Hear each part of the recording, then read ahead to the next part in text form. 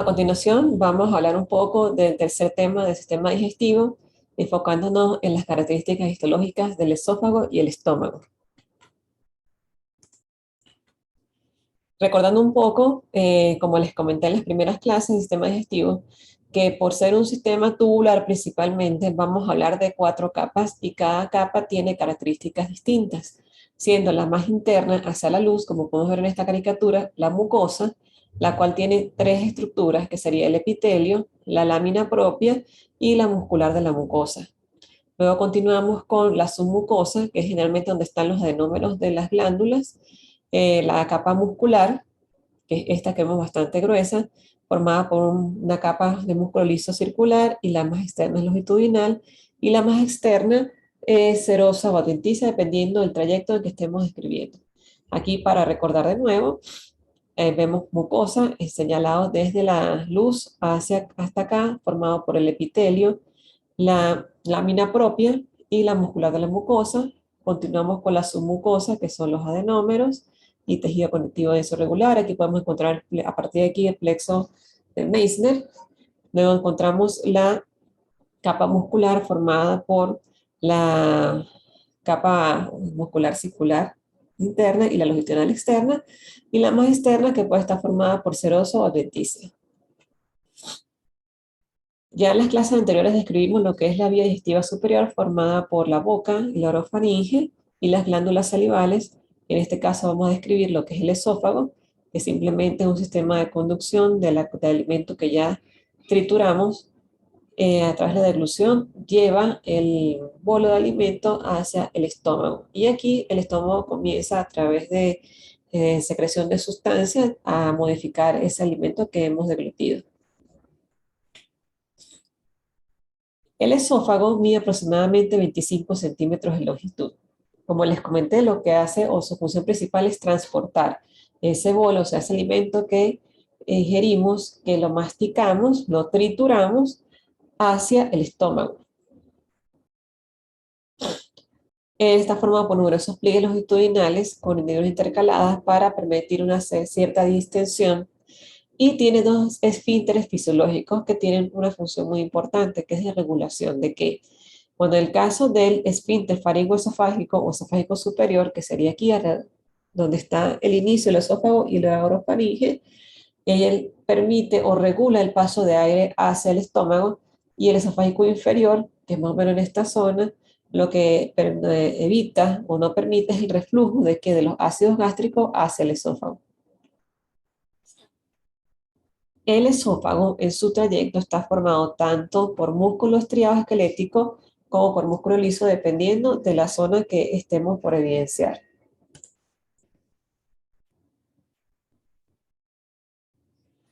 Entonces, el proceso de contracción y relajación de los músculos del esófago va transportando el bolo de alimento hacia el estómago.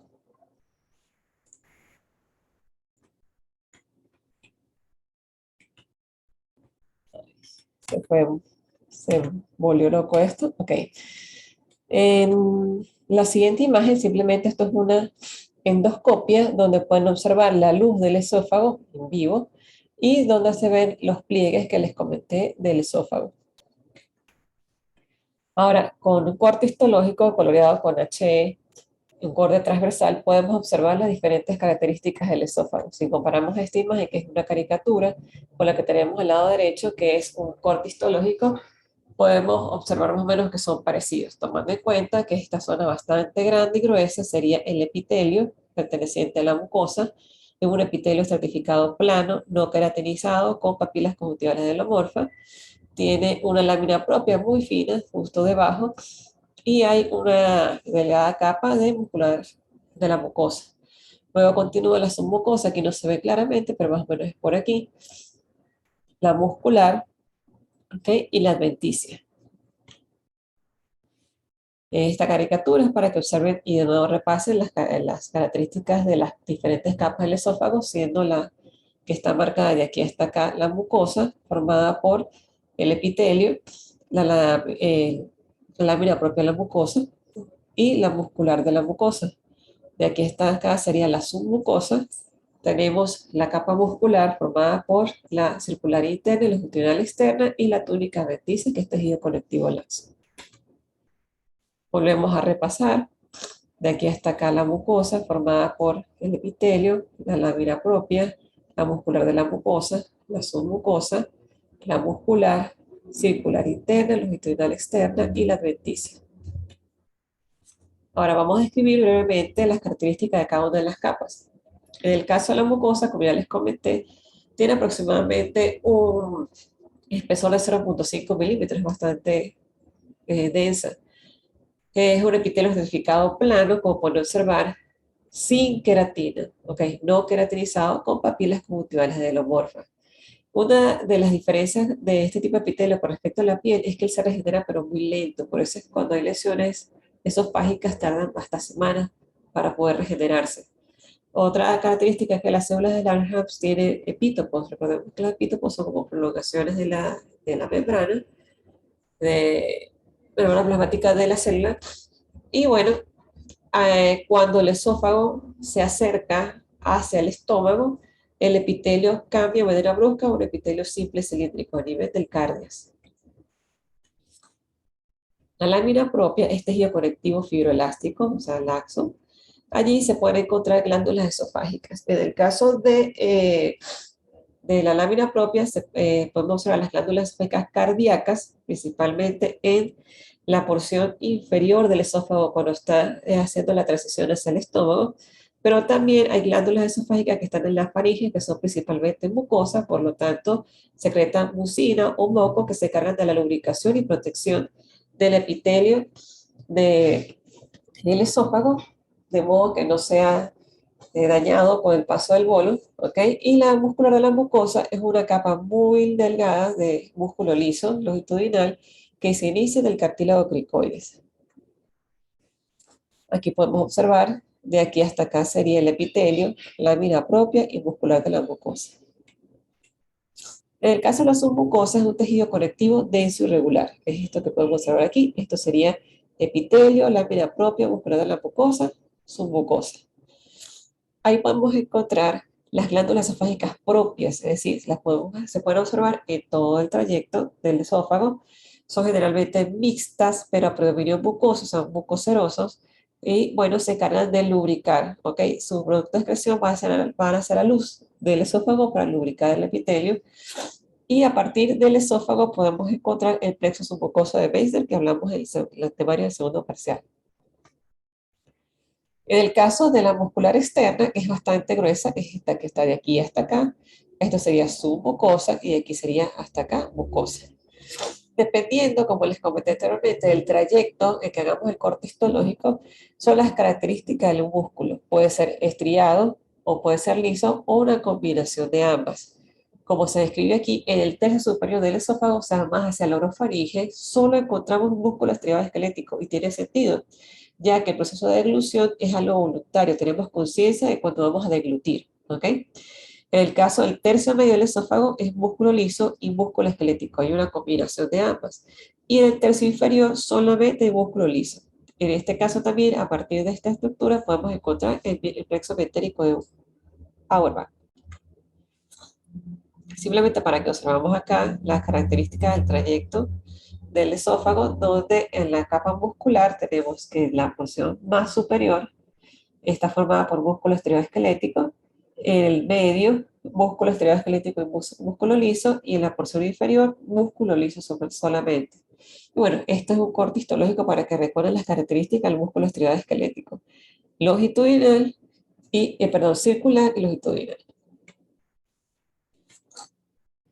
Volvemos a observar, aquí están casi todos los cortes o todas las capas del esófago, siendo de aquí hasta acá la mucosa, epitelio, lámina propia, muscular de la mucosa, submucosa, ¿ok?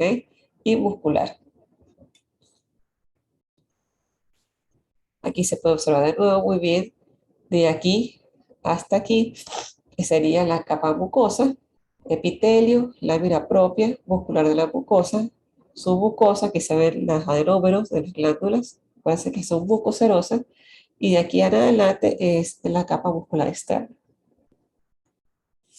En el caso del esófago, podemos encontrar adventicia principalmente formado por tejido conectivo laxo, donde se puede observar también adipocitos, y peritoneal visceral, que es formado por serosa. Eso permite disminuir el roce del esófago con las estructuras vecinas. En el proceso o en la porción más inferior del esófago, ella recuerden que está, como decirlo, conectado con el estómago. Pero allí ocurre una transición principalmente del epitelio y se llama pasaje cardial, es decir, es el contacto del esófago, su porción inferior, con el cardias del estómago. Entonces, allí ocurre un cambio brusco del epitelio. ¿Cómo es eso? Bueno, si observamos esta caricatura, de aquí hasta acá es el epitelio del esófago, que es epitelio estrificado plano, no queratinizado. De repente cambia bruscamente a un epitelio simple cilíndrico, que es el epitelio revestimiento del cardias. Esta zona de transición del epitelio se llama pasaje cardial. Si lo observamos en este corte histológico, observamos el epitelio estratificado plano no queratinizado y de repente de manera brusca cambia un epitelio simple cilíndrico. Esta zona se llama pasaje cardial. Lo volvemos a observar en este corte histológico, donde vemos un epitelio estratificado plano no queratinizado y de repente cambia de manera brusca a un epitelio simple cilíndrico. Aquí sería el pasaje cardial. Volvemos a observar epitelio estratificado plano no queratinizado y cambia de manera brusca a un epitelio simple cilíndrico. De nuevo, epitelio estratificado plano no queratinizado y cambia de manera brusca a un epitelio simple cilíndrico. Esta zona se llama pasaje cardial. Ahora, el estómago es una estructura tubular pero dilatada, o sea, es la región más dilatada del tubo digestivo. Mide aproximadamente 25 centímetros de largo por 15 de diámetro. Y en el estómago se forma el quimo, es decir, ese alimento que deglutimos se transforma en una masa semisólida, ácida y blanquecina. Y eso sucede gracias al jugo gástrico, que tiene como principales componentes agua, ácido clorhídrico y enzimas como la pepsina, la renina y la lipasa gástrica que modifican el bolo que deglutimos. Existen dos tipos de digestión desde el punto de vista fisiológico del estómago. Tenemos la digestión química, dada por las glándulas del estómago, que produce el jugo gástrico, y la digestión física, que es gracias a la contracción de la musculatura del estómago. Eso permite que se formen como diferentes bolos pequeños dentro del estómago y gracias al jugo gástrico se modifica ese bolo de modo que pase al duodeno donde se produce la absorción de los alimentos o de los nutrientes que traen los alimentos. Desde el punto de vista anatómico, de manera general, el estómago tiene varias partes. Tenemos el cardias, que es esa zona que está en contacto con el esófago, el fundus, el cuerpo, el antro y el píloro. El píloro es el que tiene el contacto con el duodeno, que es el primer trayecto del intestino delgado. En el cuerpo y el fondo o fundus del estómago es donde vamos a encontrar las características histológicas de todas las células que forman la mucosa del estómago. La luz del estómago tiene múltiples pliegues que se llaman arrugas gástricas, ¿ok? Son pliegues de la mucosa y la submucosa que gracias a ellos permiten la distensión del estómago al momento de alimentar, o sea, al momento de que consumimos los alimentos, que los digerimos, dependiendo de la cantidad de alimentos que estamos comiendo, esas arrugas permiten su distensión. Ahora, gracias a esos pliegues, hay en el fondo unas fositas o criptas que se llaman criptas gástricas, que son imaginación de la mucosa gástrica, y se forman las glándulas gástricas. Y gracias a estas glándulas gástricas se produce la protección de la mucosa a través de la formación o síntesis de mucina. Esta es simplemente una caricatura para que observen los pliegues gástricos o arrugas gástricas, que si lo deseamos en una endoscopia o una gastroscopia se parece. Todos estos son los pliegues o arrugas gástricas características del estómago.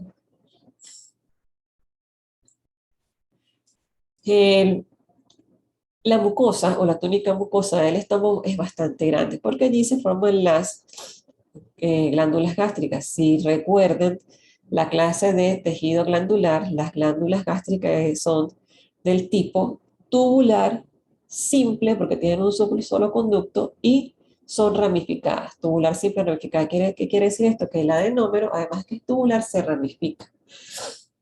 Tiene una lámina propia delgada, pero una muscular de la mucosa bastante gruesa. Tiene una túnica submucosa. La muscular también es bastante pronunciada, pero en este caso, en vez de tener adventicia, tiene serosa. Esto es una micrografía electrónica de barrido manipulada con Photoshop, donde se puede observar la superficie o la luz del estómago, y todo esto son pliegues o criptas o arrugas gástricas. Si observamos un corte histológico coloreado con HE del estómago, de aquí hasta acá sería la mucosa, submucosa, muscular externa, y aquí esta capa delgada sería la serosa. Ya vamos a describir cada una de estas capas. La mucosa del estómago está formado por un epitelio simple cilíndrico alto, quiere decir que son células cilíndricas muy altas con microvellosidades. Entonces, un epitelio simple cilíndrico con microvellosidades.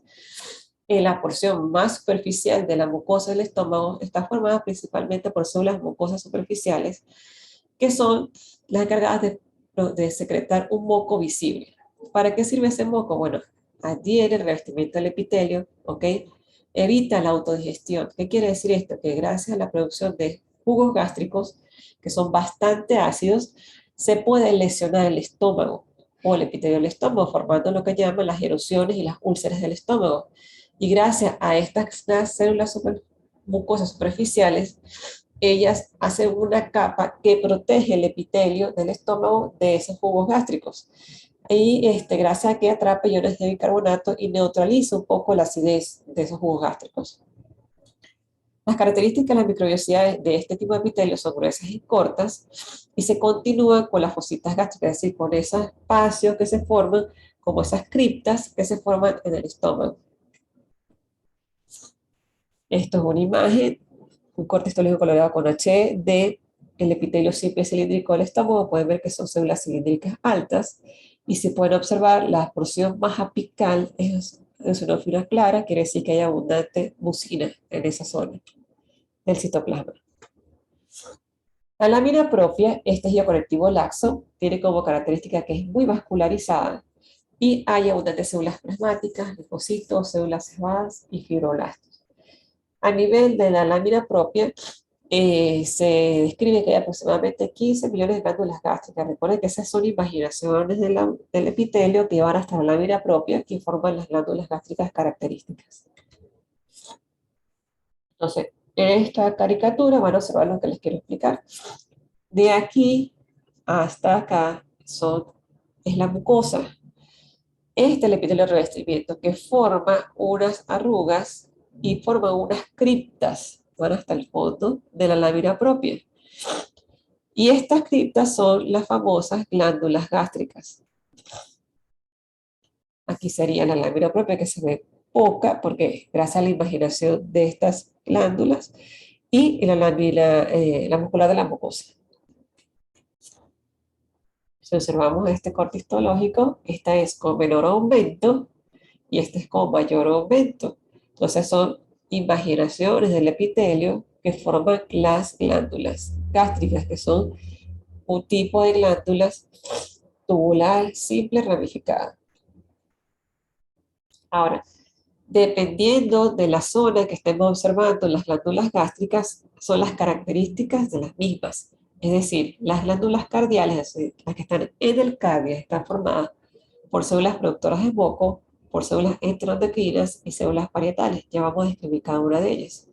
Las que están en el píloro, que son las que están más cercanas al intestino delgado, tienen células mucosas del cuello, células parietales y células enteroendocrinas. Pero las glándulas corpofúndicas o oxíntocas o simógenas, disculpen la palabra, está al revés. Allí están todas las células que son importantes para la producción del ácido gástrico y la protección del epitelio.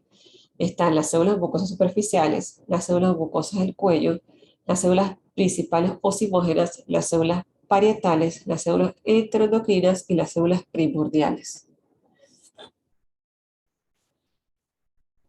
En las glándulas gástricas La distribución o disfunción de las células son distintas. Por ejemplo, en la porción baja apical están las células mucosas superficiales, están las mucosas del cuello, que está en azul, pero las azul más claras son las células oxípticas o parietales, están las células simógenas o principales y las células neuroendocrinas o heteroendocrinas.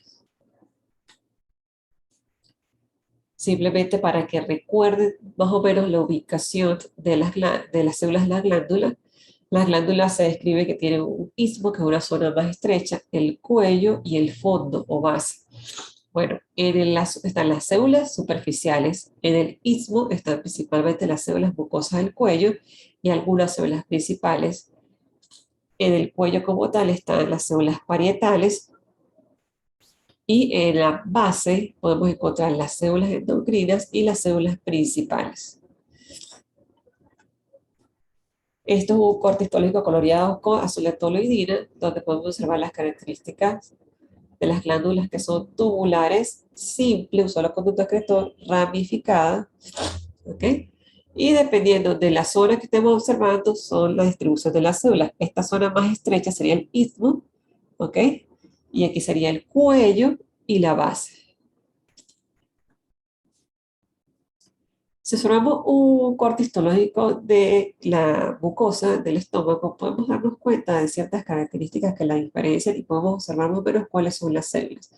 Por lo menos si observamos estas células que son cilíndricas, pero el citoplasma más claro, son células mucosas, pero hay otras que tienen el citoplasma más eosinófilo. En el trayecto, es decir, en el cuello del istmo, estas son las células parietales. Y en el fondo podemos observar algunas células que son más basófilas, que serían las células que producen pepsina, principalmente lipasa, que son las encargadas también de la forma del quimo. Ahora, de manera general, vamos a hablar de las glándulas y las características de las células. Las glándulas cardiales, como les comenté, se encuentran cerca del esófago, o sea, del orificio del esófago. Producen jugo gástrico, subtubulares simples ramificadas, pero las células productoras de moco, ojo, son las mismas características de todas las células productoras de moco de todas las glándulas del estómago. Son de núcleo aplanado, basales, tienen glándulas secretoras de simógeno y el conducto está formado por un epitelio simple cilíndrico. Las células enteroendocrinas, o también se conoce como enterocromafines, argentafines, arginófilas, son células pequeñas que están dispersas, sobre todo hacia la base de las glándulas, no alcanzan la luz, tienen ciertas microvellosidades y se encargan de secretar sustancias reguladoras de péptidos y polipéptidos tipo hormonal. ¿Qué quiere decir ellas? Se encargan de regular la producción del jugo gástrico. Las células parietales o adelomorfas ocínticas tienen forma más o menos piramidal. Son ricas en mitocondrias y producen el ácido clorhídrico y el factor intrínseco gástrico. Ellas tienen unos canalículos intracelulares que son imaginaciones de la membrana que forman un sistema membranoso túbulo vesicular que sirven de reservorio del ácido gástrico. En este corte histológico coloreado con con este corte histológico con microscopía electrónica de transmisión observamos la célula enteroendocrina, en un núcleo más o menos redondeado, son células más o menos redondeadas, y si la comparamos con esta imagen de las células oxínticas, tiene forma menos piramidal, tiene estas imaginaciones que forman lo que les hablé, los canalículos intracelulares y el sistema membranoso túbulo vesicular, que son estos. Estos son los canalículos y el sistema túbulo membranoso. Si pueden observar, este tipo de células tiene abundantes mitocondrias porque tienen mucha actividad. Este es un corte histológico donde se observa, tratado con microscopía electrónica de transmisión, donde se observa una célula oxíntica.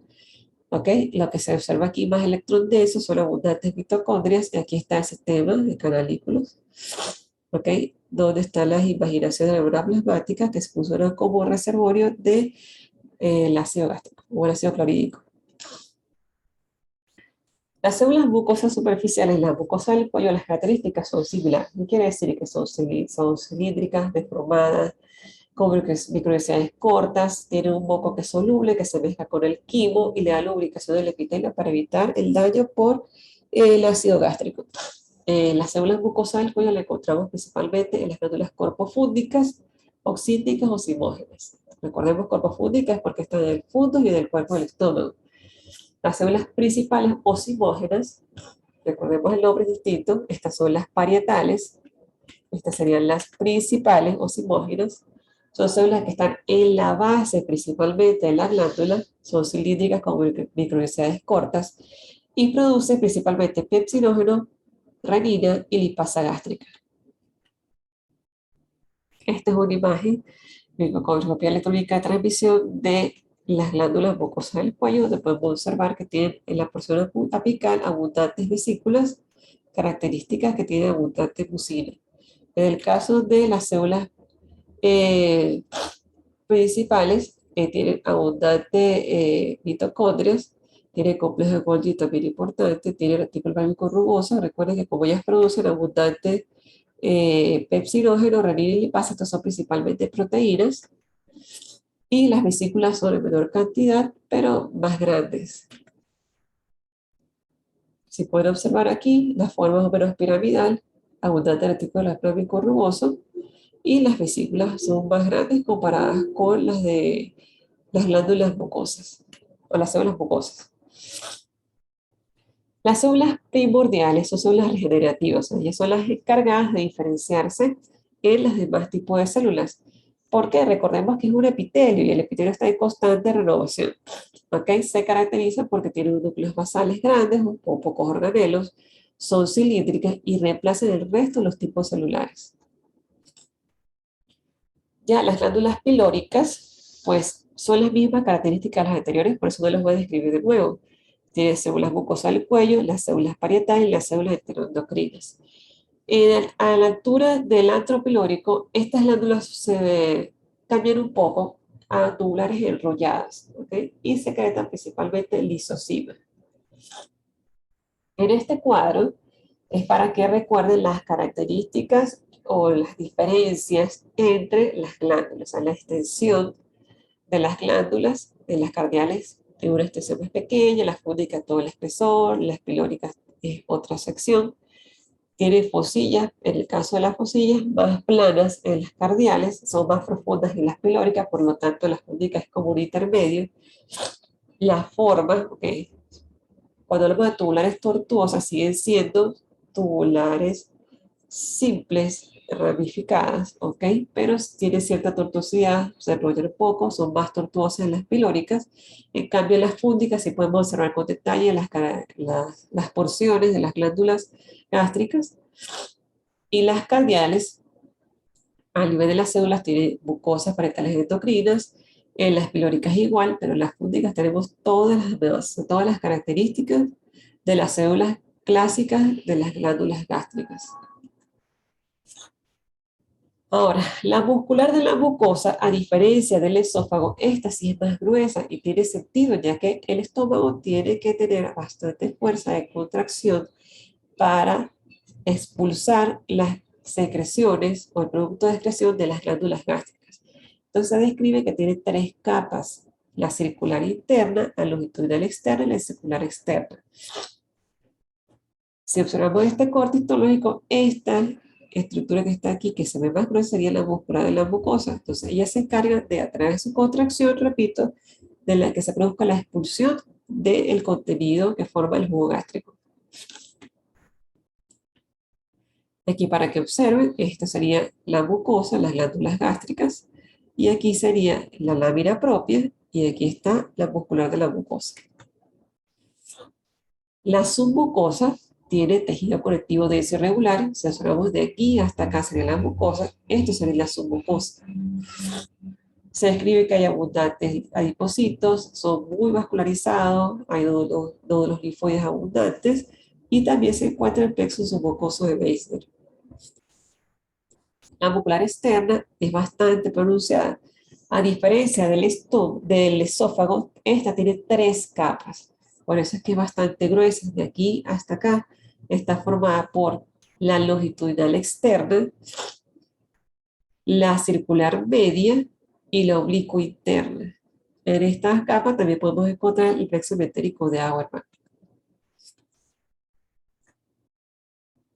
Observamos esta imagen del estómago. De aquí hasta acá sería la mucosa. epitelio, lámina propia, muscular de la mucosa, se ve bastante pronunciada, submucosa, muscular externa, donde debería estar la longitudinal externa, circular media y la oblicuo interna. Ahora, la serosa, en este caso, es tejido conectivo de laxo, que también se describe como subseroso, a pesar de que este corte histológico no se observa, sería más o menos aquí, no se ve tan claro como las demás capas. Ahora, así como hablamos del pasaje cardial, también está el pasaje pilórico, que es el cambio brusco de las características de las capas del estómago hacia el intestino. Pero esta, a pesar de a diferencia del cardes y el esófago, donde hay un cambio brusco del epitelio, en este caso no, se mantiene el tipo de epitelio. Es decir, esta zona de aquí hasta acá sería el estómago a la altura del píloro y de aquí también, de aquí para acá sería el intestino delgado, en este caso el duodeno. Si observan las características del epitelio, es el mismo, epitelio simple cilíndrico, pero la diferencia está en la submucosa. A la altura de la submucosa del intestino delgado hay abundantes glándulas mucosas. Y eso es lo que da la diferencia con respecto a la submucosa del estómago. Aquí hay glándulas mucosas, pero muy pocas. Aquí hay muchas glándulas mucosas. Recuerden que la submucosa del estómago está formada por ciertos depósitos, vasos sanguíneos, nódulos linfoides, y aquí hay abundantes glándulas.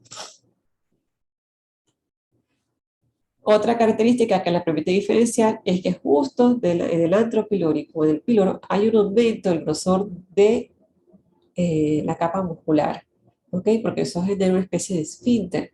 Pero si usted no observa esta zona donde hay un aumento del volumen de la capa muscular, tiene que tomar en cuenta las características de la submucosa.